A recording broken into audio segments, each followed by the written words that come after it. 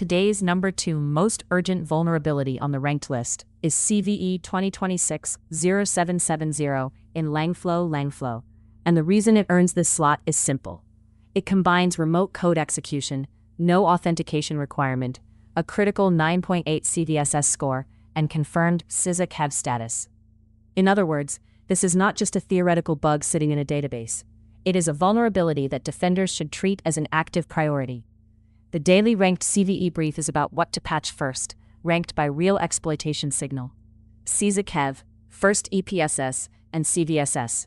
Today, Langflow lands near the top, because the Flaw can allow a remote attacker to execute arbitrary code on affected installations, and the official description says that code can run in the context of root. If Langflow is deployed anywhere in your environment, especially where untrusted users or networks can reach it, this is a stop and assess now issue. Let's define the bug in plain English. CVE 2026-0770 affects Langflow. The official NVD description calls it a Langflow exec globals inclusion of functionality from an untrusted control sphere remote code execution vulnerability. The specific flaw exists in how the validate endpoint handles the exec globals parameter. The weakness category is CVE-2026-0770, which means the software is including, loading, or relying on functionality that comes from a place it should not fully trust. Think of it as crossing a trust boundary. Something supplied or influenced from outside the trusted application boundary is treated as if it is safe enough to be included in execution logic. In this case, the consequence is severe. The description says remote attackers can execute arbitrary code on affected installations. Authentication is not required, and the attacker can leverage the issue to execute code in the context of root. Verdict: this is a patch-first critical because it is remote, unauthenticated, and high impact. The CVSS score is 9.8, rated critical, using the vector AVN, ACL, PRN, UIN, with high confidentiality, integrity, and availability impact. The two parts defenders should focus on are reachability and friction. AVN means the attack path is network-based, so the vulnerable component does not need local access by the attacker. PRN and UIN mean no privileges are required, and no user interaction is required. That combination removes two common barriers that often slow exploitation down. Then the impact metrics are high across confidentiality, integrity, and availability, meaning a successful compromise could expose data, allow modification of systems or application state, and disrupt service. You do not need to memorize every metric. The headline is enough: network reachable, no login, no click, full high-impact outcome. The real-world danger is what moves this from important to urgent. CVE 2026-0770 is listed in CISA's Known Exploited Vulnerabilities catalog. KEV status means defenders should assume exploitation has been observed in the wild, not merely that exploitation is possible in a lab. The EPSS percentile provided here is 0.9811, placing it very high relative to other vulnerabilities for expected exploitation likelihood. That matters operationally because most teams cannot patch everything at once. A 9.8 CVSS score tells you the technical severity is extreme. KEV tells you there is real exploitation signal.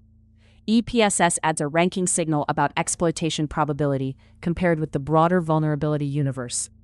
When all three line up, the correct response is not to wait for the next normal maintenance window if you have exposed or business-critical Langflow deployments. You triage, confirm exposure, and move remediation forward. Conceptually, the path is dangerous because the vulnerable surface is an endpoint and the parameter named in the advisory is exec globals. We are not going to walk through exploitation or payloads, but for defenders, the model is straightforward. A remote attacker who can reach an affected Langflow installation can interact with the vulnerable validate endpoint.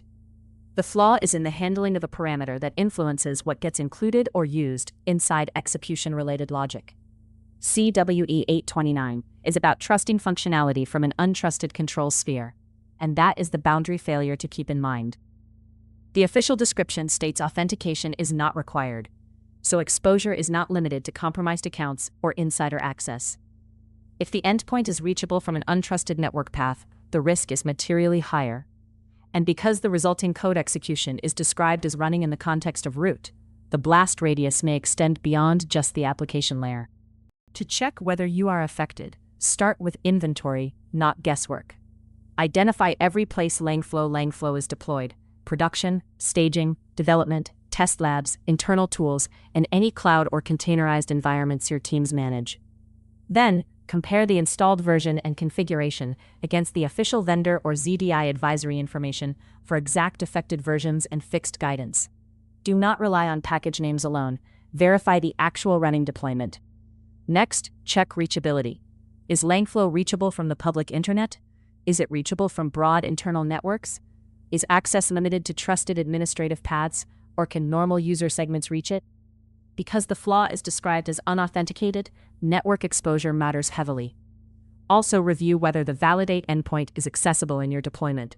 The safest assumption is that any affected installation, reachable by untrusted users or networks, should be treated as high priority until patched or isolated. Here's the defensive action plan. First, follow the official vendor and ZDI guidance and apply the fixed release or mitigation they specify for your environment. I'm not naming version numbers because they were not provided in today's data. Use the advisory as the source of truth. Second, while you are validating and patching, reduce exposure.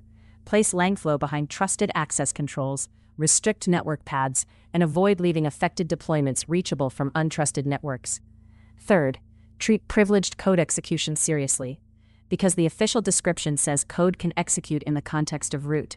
Investigate for possible compromise if the system was exposed. Review application hosts for unexpected changes, unknown scheduled tasks or services, new files, suspicious process history, and unusual outbound network activity. If sensitive credentials, tokens, or configuration secrets were present on the host, plan rotation if compromise is suspected. Finally, document which instances were patched, isolated, or retired so this does not become an orphaned service problem. For detection and monitoring, focus on deviations from normal Langflow behavior. In web or application access logs, look for unusual access patterns involving the validate endpoint, especially from unfamiliar source addresses, unexpected network segments, or at volumes that do not match normal use. Where request logging is available, flag suspicious references involving the exec globals parameter without attempting to reproduce exploit behavior.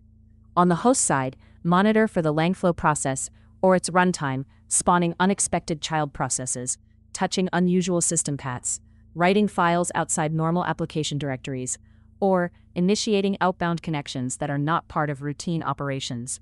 Normal should look like expected users or services interacting with expected endpoints, predictable process trees, and outbound traffic limited to known dependencies. Abnormal should include sudden spikes, new network destinations, unexpected privilege-sensitive activity, and changes made by the application account that do not align with releases or maintenance. Preserve logs before rotating or rebuilding systems. Quick recap. CVE 2026-0770 in Langflow is today's number 2 most urgent CVE on our list. It is a 9.8 critical remote code execution issue tied to CVE-829. It requires no authentication according to the official description. It can execute code in the context of root, and it is already on CISA KEV with a very high EPSS percentile. If you run Langflow, inventory it, verify affected versions through the official advisory, restrict exposure, patch, and monitor for signs of compromise. This is the Daily Ranked CVE Brief. What to patch first, ranked by real exploitation signal every day. Subscribe for the next ranked breakdown, and check the description for the full ranked report.